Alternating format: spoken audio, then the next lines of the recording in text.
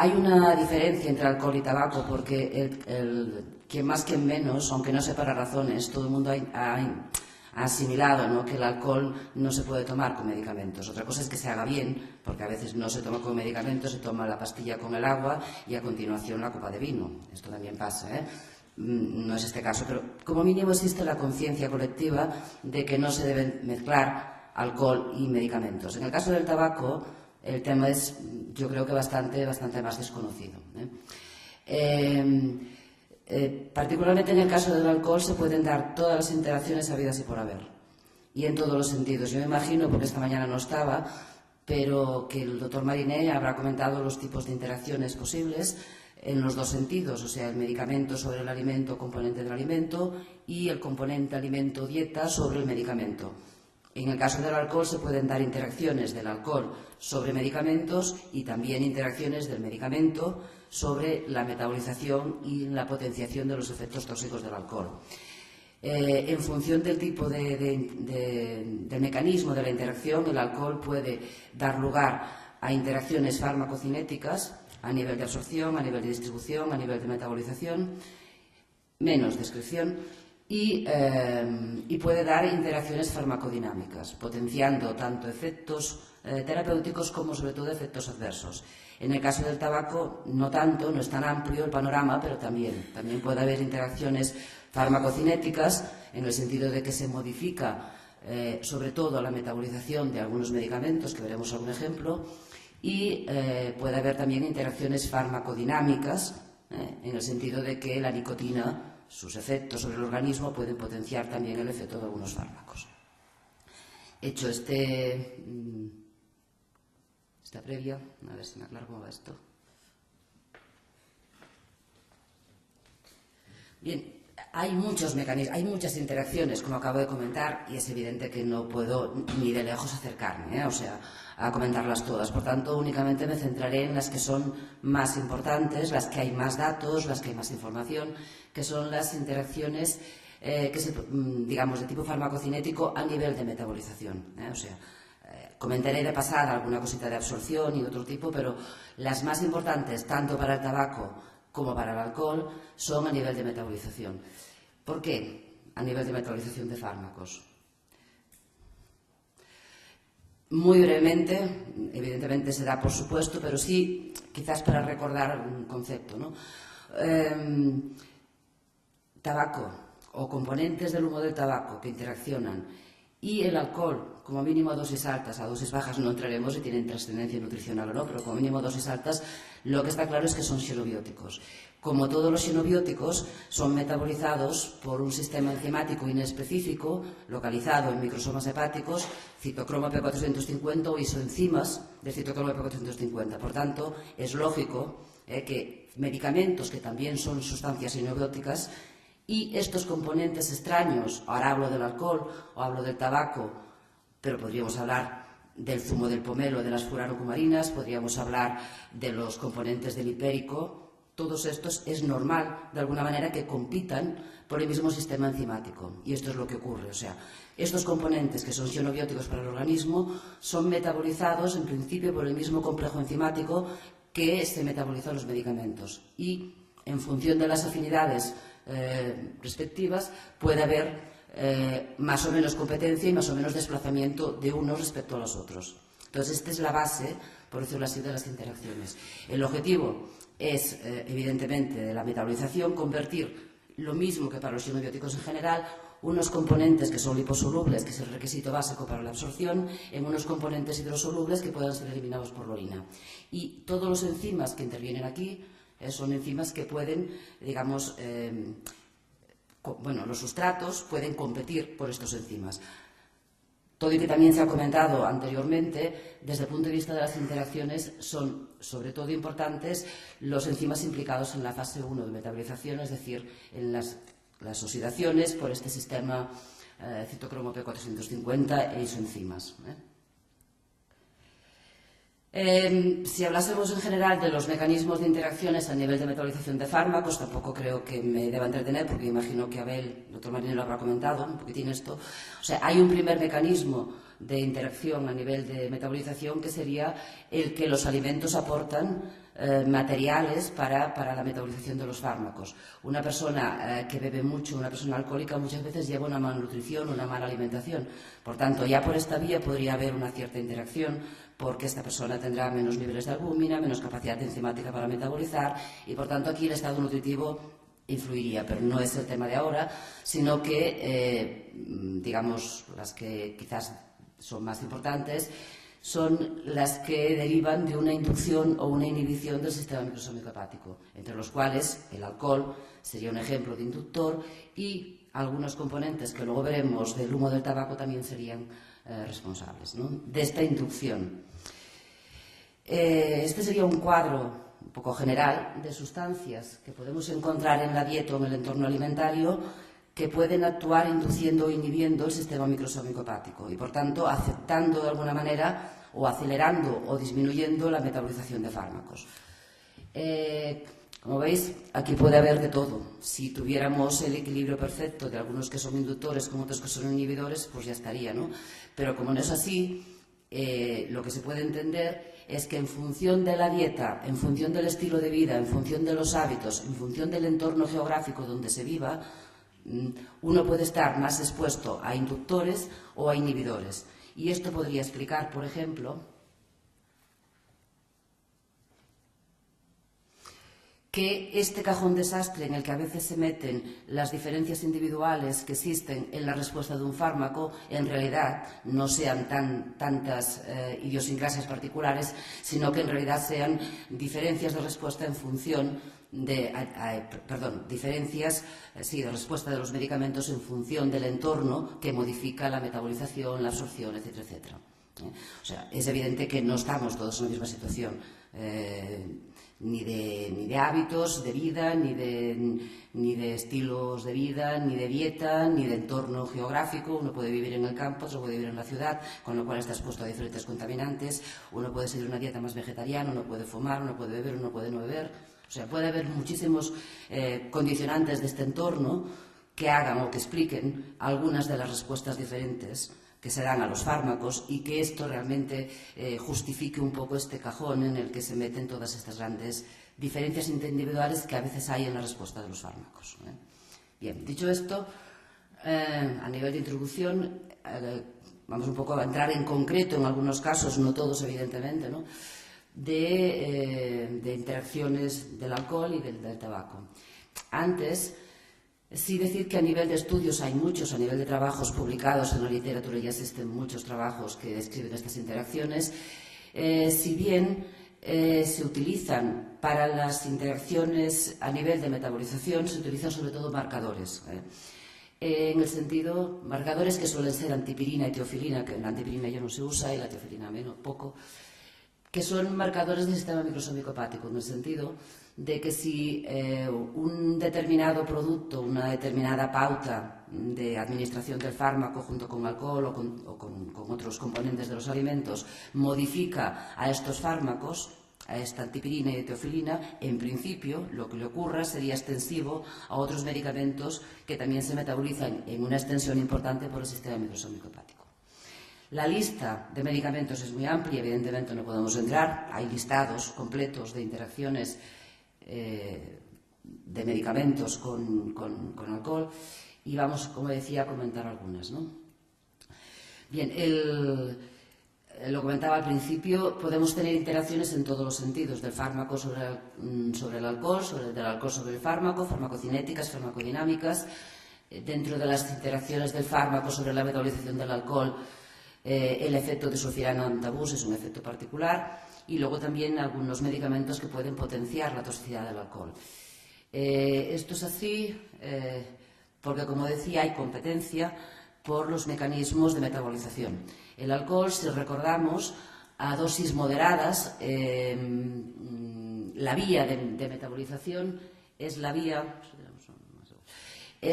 de la alcohol deshidrogenasa y la aldehído deshidrogenasa. Esta es la vía normal a dosis moderadas de alcohol. Cuando hay una ingesta elevada de alcohol, muy elevada de alcohol, entonces entran en funcionamiento vías alternativas, que una incluye el sistema microsómico hepático y, por tanto, citocromo P450. Aquí es donde estaríamos, por ejemplo, entrando en competencia con los fármacos. Algunas, pocas, hay también de interacciones que se describe un efecto sobre de activación e inhibición del alcohol deshidrogenasa, pero estos ya digo como son mucho menores. Desde el punto de vista de las interacciones farmacodinámicas, es decir, a nivel de efecto, no voy a entrar en detalle porque si no nos alargaríamos, pero aquí estarían los efectos un poco del alcohol sobre el organismo. Claro. Acción depresora del sistema nervioso central. Obviamente, esta acción va a provocar que se puedan dar efectos agonistas o con otros depresores, medicamentos, o con otros, o efecto antagonista, no sé si lo he dicho bien, agonista con depresores y antagonista con estimulantes, o sea, posiblemente por una cuestión de efectos, ¿no? ¿Qué más? Vasodilatación periférica, pues lo mismo, o sea, va a potenciar el consumo de alcohol, va a potenciar efectos vasodilatadores o va a antagonizar efectos vasoconstrictores, etc. A nivel de absorción, aquí queda claro en esta transparencia que puede haber un efecto diferente en función de las dosis. Y esto veremos también que se traduce en las interacciones a nivel de metabolismo. Es verdad que a dosis bajas el alcohol puede favorecer la absorción de algunos fármacos porque simplemente ayuda a la disolución. Recordemos que la disolución es el primer paso para que un fármaco se pueda absorber. A veces hay fármacos que son difícilmente solubles y el hecho de que haya alcohol favorece la disolución, sin que con esto quiera decir ni mucho menos que se tenga que recomendar, y que yo sepa, no existe ninguna pauta que para favorecer la disolución se recomiende tomar alcohol. Quede claro que no, pero sí, sería un primer paso, ¿no? En cambio, cuando hay unas dosis altas o unas dosis continuadas, aquí podemos tener ya el efecto, digamos, de lesión sobre las mucosas, con lo cual estamos dificultando la absorción de nutrientes, y por aquí es una de las razones por la que se justifica la malnutrición inducida por alcohol, pero también sería una de las razones que explicarían una menor absorción en personas que beben de forma continuada y cantidades altas. Esto lo he comentado ya, o sea, las interacciones farmacodinámicas son como muy obvias a nivel del sistema nervioso central. Lo único es recordar que aunque el primer efecto del alcohol parezca estimulante, en realidad el alcohol es un depresor del sistema nervioso central. Por tanto, potenciará todos los efectos depresores, de tranquilizantes, y antagonizará los efectos estimulantes. Aquí son más ejemplos, yo creo que les pasaréis, ¿no? Pues entonces es que no me entretendré mucho porque si no, no acabo. Aquí hay algunos ejemplos más de interacciones farmacodinámicas tipo agonista, tipo antagonista, ya sea o con efectos terapéuticos o con efectos secundarios de fármacos. Clásicas, la de los AINE, antiinflamatorios, que se potencia el efecto ulcerógeno, potencian el efecto hipotensor de bloqueantes adrenérgicos, potencian el efecto hipoglucemiante tanto de insulina como de hipoglucemiantes orales, etc. Potencian efectos hepatotóxicos derivados de la quinonimina, que es el metabolito tóxico, ya sabéis, del paracetamol, por tanto, en este caso no son del mismo tipo. Si hablamos de las farmacocinéticas, que son las que decía eran más importantes, y sobre todo las que se producen a nivel de metabolización, bien, en primer lugar, bueno, lo comentaba un poco también antes, ¿no? Pero la ingesta moderada de alcohol, como decía, puede favorecer la absorción en algún caso. La ingesta excesiva claramente afecta en el sentido contrario. A nivel de distribución, el alcohol, como sabéis, no se distribuye ligado a proteínas plasmáticas y, por tanto, aquí no va a haber una competencia por proteínas plasmáticas, aunque haya una ingesta elevada de alcohol. Pero sí que puede haber una interferencia en el sentido de que una persona que consuma alcohol, una persona, se llama alcohólica, o sea, de forma habitual, suele tener niveles plasmáticos bajos de albúmina y de proteínas plasmáticas y, por tanto, hay menos proteínas plasmáticas capaces de transportar fármacos y frente a una misma dosis de fármaco habría una mayor cantidad de fármaco libre, que es el que puede dar lugar a efectos y, por tanto, podría haber síntomas de una aparente sobredosificación. En algunos fármacos de margen terapéutico estrecho esto puede implicar riesgos de toxicidad. Como decía, las más importantes son a nivel de metabolización y aquí claramente hay que diferenciar cuando el fármaco se está tomando junto con una ingesta ocasional, obviamente alta, de alcohol, o cuando es tomado por una persona bebedora habitual. bebedor habitual de cantidades relativamente elevadas también, ¿eh?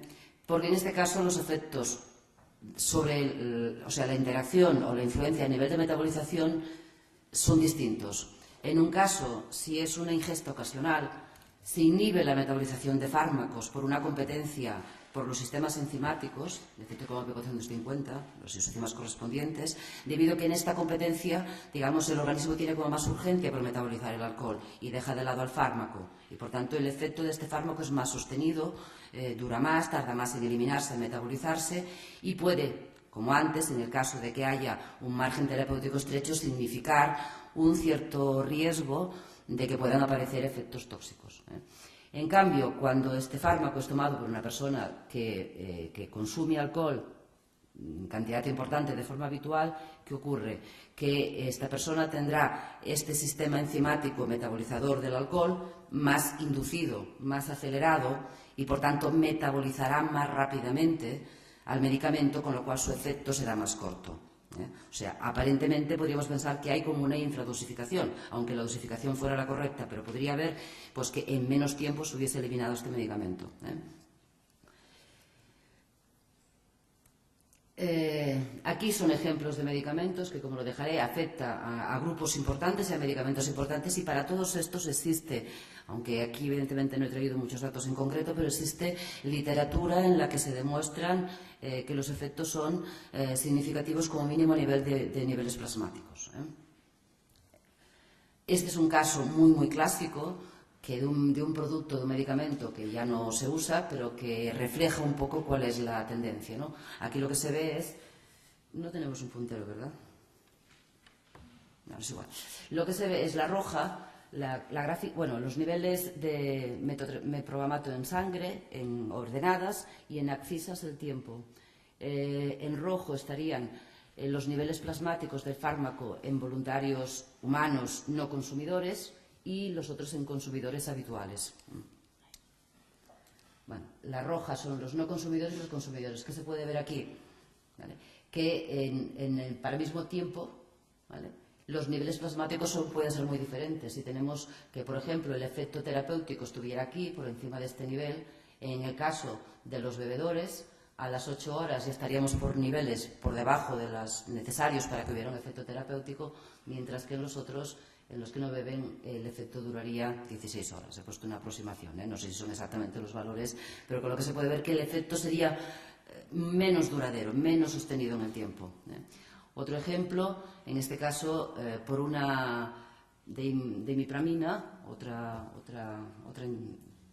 caso, lo mismo, niveles plasmáticos con tiempo. Aquí simplemente quería destacar que, así como las interacciones a nivel de absorción solo se dan cuando hay una ingesta conjunta por vía oral, las interacciones a nivel de metabolización se pueden producir también con fármacos que se toman por otras vías distintas del oral. O sea, vía intravenosa, por ejemplo, también podrían, como es en este caso, darse o aparecer los síntomas de la interacción. Aquí un poco el perfil es el mismo, ¿eh? Individuos control y personas alcohólicas, ¿vale? Los niveles plasmáticos son claramente distintos, siendo más largos y más sostenidos en las personas que no beben.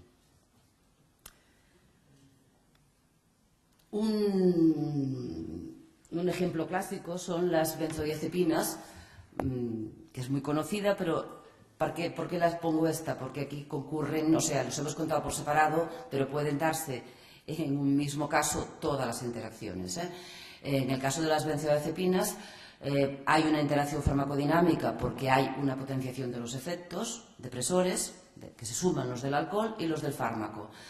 Y también hay interacciones farmacocinéticas porque la benzodiazepina, que es difícil de disolver, en presencia de alcohol a nivel del estómago se disuelve mejor y por tanto se favorece la absorción.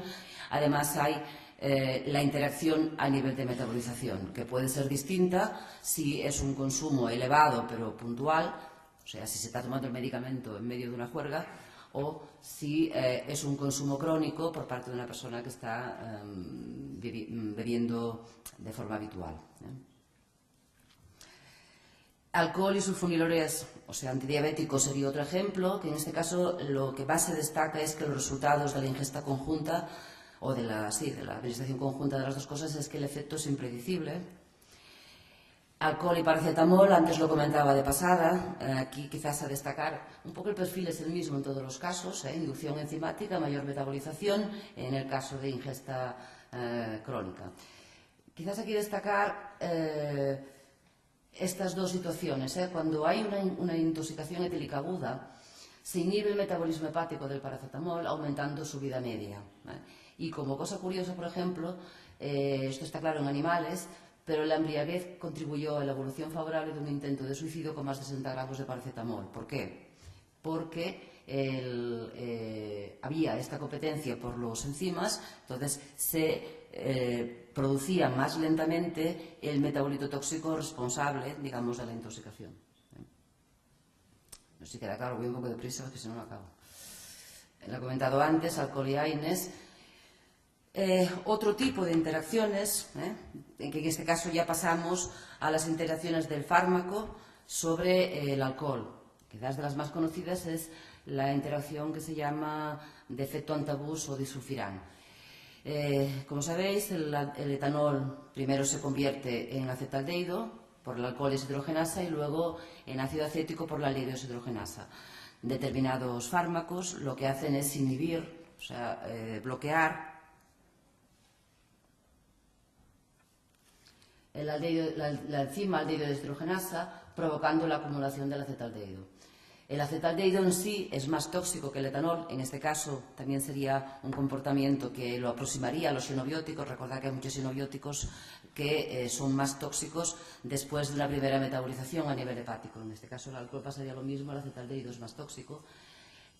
Y la acumulación del acetaldehído daría lugar a una serie de síntomas como esto, rubor, cara y cuello, sudoración, náuseas, vómitos, taquicardia, palpitaciones, que son espectaculares, no suelen ser graves y que son precisamente las que se buscan cuando hay una terapia antialcohólica con determinados fármacos junto con el apoyo psicológico que es necesario, ¿no? Bien, esto es el efecto buscado por algunos fármacos para la terapia antialcohólica que pretenden asociar consumo de alcohol con una serie de efectos desagradables. Puede producirse también con el consumo de alcohol junto con otros fármacos que tenéis aquí, que pueden ser antibióticos, que pueden ser hipoglucemiantes, citostáticos, vasodilatadores, etc. Por tanto, no es un efecto restringido únicamente al fármaco, a la carbimida cálcica citratada, entre otros, que es la que se utiliza para la desorbitación.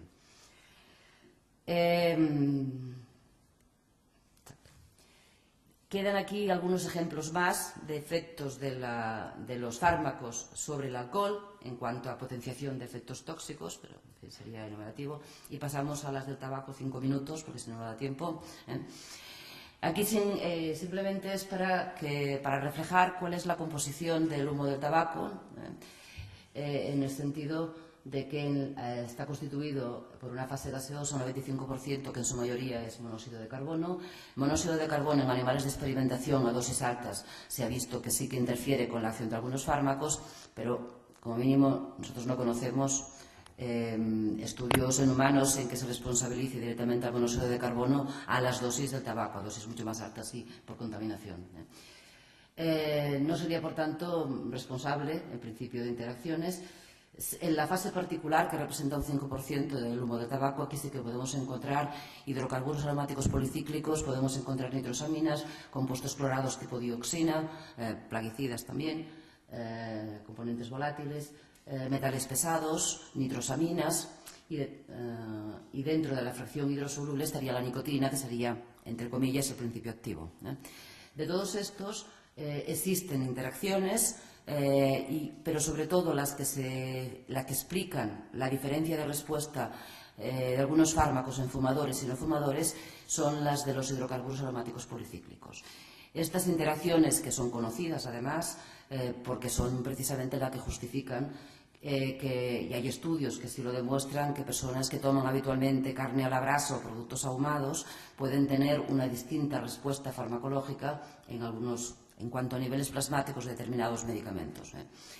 Los hidrocarburos aromáticos policíclicos, como sabéis, son compuestos que se pueden formar a partir de la combustión incompleta de material orgánico. Esto quiere decir que son compuestos que se pueden formar a partir de la combustión de la celulosa o del papel o del material del tabaco, de la planta, de la hoja seca, o que pueden formarse de la combustión de los árboles, estar en el medio ambiente, o de la combustión de gasolinas, de fuel, de gasoil, de la combustión de madera, por tanto incendios, y también se pueden formar en alimentos cuando se calientan a temperaturas por encima de 250-300 grados. O sea, sabe que se pueden formar, por supuesto, en procesos de pirólisis, pero simplemente a veces en cocinados al horno o a la parrilla ya se pueden formar estos compuestos. Por tanto, no son exclusivos del humo de tabaco. Dicho esto, también es cierto que están con nosotros estos hidrocarburos aromáticos policíclicos potencialmente cancerígenos desde que se inventó el fuego e incluso de antes, porque tormentas y rayos seguramente ha habido siempre y se podían provocar incendios. Por tanto, está claro que una cierta capacidad de metabolización y de tolerancia frente a estos compuestos tenemos. Estos, como decía, son los principales responsables de las interacciones que se deben al tabaco. Esto es un poco lo que acabo de comentar, o sea, el tabaco no es la única vía de exposición a estos componentes, sino que pueden ser contaminantes ambientales y se pueden formar en alimentos ahumados, tostados, asados a la brasa. No se libra a nadie porque los vegetales también pueden estar expuestos a estos componentes y acumularse más. Y así como hace años se decía que había diferencias, por ejemplo, en los vegetales, porque los que eran cultivados en zonas próximas a industrias, carreteras, tenían más plomo cuando había gasolina con plomo. Ahora lo que se dice es que hay más hidrocarburos aromáticos policíclicos cuando se cultivan vegetales en áreas industriales que no en montañas o en pueblos muy alejados. Por tanto, lo que decía al principio, lo que decía antes, o sea, el dónde vivimos, lo que comemos, el estilo de vida puede condicionar respuestas a fármacos que expliquen estas diferencias que hay a veces en las respuestas en función de los individuos. Un par de ejemplos de interacciones en donde se analiza el comportamiento de fármacos, de niveles plasmáticos de fármacos en fumadores y en no fumadores. Aquí hay un caso de un producto para la esquizofrenia, la clozapina y la olanzapina, que como se puede ver, en fumadores y en no fumadores, fumadores es el azul intenso, los niveles plasmáticos son claramente distintos. Aquí también, lo que pasa es que como el escalado es el mismo se ve menos, pero aquí la diferencia es casi del 50%. Lo mismo en cuanto es la teofilina, ¿no? Sí. La teofilina en fumadores y en no fumadores, o sea, los niveles plasmáticos son claramente distintos en fumadores y no fumadores. ¿Cuál es la causa? En los fumadores hay una inducción enzimática de algunos isoenzimas del sistema microsomático hepático, citocromo B450, que al estar más inducidos, más activados, aceleran la metabolización de fármacos. Hay un ejemplo de bien clarísimo con la cafeína, no solamente con la teofilina, y que algunos aprovechan para explicar que los fumadores toman más café no porque les guste o que sea una asociación psicológica, sino simplemente porque la cafeína la metabolizan más deprisa y por tanto necesitan más dosis de café para tener el mismo efecto. En el caso del tabaco, además, en el caso de la cafeína y de la teofilina, hay datos en que los niños expuestos o que los niños que viven en casas de personas fumadoras metabolizan más rápidamente, niños asmáticos que tomaban teofilina, que metabolizan más rápidamente, que por tanto que hay que ajustar la dosis en estos casos. Personas, por ejemplo, en el caso de Sintrón, en el caso de el acenocumarol, el principio activo, que por el hecho de dejar de fumar hay que ajustar las dosis porque si no los niveles de protrombina se alteran. Y otros medicamentos, o sea, de hecho he sacado dos, pero hay muchos más, que cuando una persona fumadora entra en el hospital por la causa que sea y deja de fumar, porque en el hospital no se puede fumar, los niveles plasmáticos del fármaco o de los fármacos que está tomando cambian desde antes de entrar al hospital a los 2 días y a los 4 días. O sea, se va notando precisamente que van cambiando y que en muchos casos es posible reajustar, sobre todo, como siempre, si se habla de fármacos de margen terapéutico estrecho, donde el riesgo de toxicidad puede ser mayor y en algunos casos de antibióticos que se puede perder eficacia por la rapidez en la metabolización. Bueno, otro, desmetildiazepam, lo mismo, en fumadores es el naranja y no fumadores. El comportamiento es el mismo, o sea, a un tiempo determinado, 50 horas, En el caso de los fumadores, los niveles son mucho más altos que en el caso de no fumadores, que lo han eliminado con mucha mayor rapidez. Más teofilina, no me entretengo porque no da tiempo, ¿no? Ya está. Más lista, más listado, hay muchos productos y un poco lo que se plantea en muchos trabajos ya. O sea, ahora que vamos a una atención personalizada, probablemente en el caso de los fumadores, además de decirles que tienen que dejar de fumar, obviamente, primer consejo o primera recomendación, quizás también en algún caso haya que plantearse, al igual que en los vegetarianos, que no es el tema y por tanto no tengo material, pero al igual que en los vegetarianos pueden necesitar dosis diferentes de fármacos, los fumadores, para tener el mismo efecto, no para más ni menos, para el mismo efecto, pueden también necesitar de algunos fármacos dosis diferentes, como mínimo ajustarlas. Como reflexión un poco general, porque supongo que ya se ha comentado también y alguna cosa he dicho, o sea, no, hay mucho trabajo hecho sobre interacciones, hay un gran problema en cuanto a veces el traducir o el trasladar lo que está en los artículos en la literatura científica a la práctica diaria, porque esto, aquí hay una especie de vacío, una especie de agujero que nos ha trasladado. Pero sí que en todos los trabajos al final se acaba recomendando que hasta que no se haga este paso, de que los estudios de interacciones que se han visto con pocos pacientes, que es lo habitual, con pocos casos, a veces son observaciones individuales, hasta que no se vaya asentando un poco la doctrina y no se vaya creando casos, por decirlo así, que como mínimo la idea de que una interacción puede modificar la respuesta del fármaco, tenerla siempre presente los profesionales sanitarios. O sea, que cuando hay una respuesta diferente de la esperada, una de las posibilidades puede ser precisamente una interacción. Y esto puede estar justificado por la dieta o, como decía varias veces ya, por el entorno. O sea, no siempre hay que tener la información para dar una pauta diferente de administración de fármacos, sino muchas veces es a posteriori, o sea, para poder interpretar una respuesta un poco distinta. Obviamente, si se puede prevenir, que mejor, ¿no?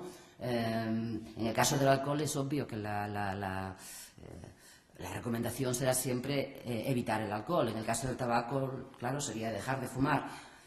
Estos no serían tan complicados, pero por ejemplo en el caso de leche, en el caso de suplementos de fibra, en el caso de té, que son productos que la gente puede pensar que son buenos, tomarse el medicamento con leche o tomarse el medicamento con té, ojito, porque en algunos casos el tomarlo con leche, tomarlo con té, puede tener una respuesta distinta de la que sería tomarlo con agua cuando la pauta de administración así lo recomienda. No me enrollo más, muchas gracias.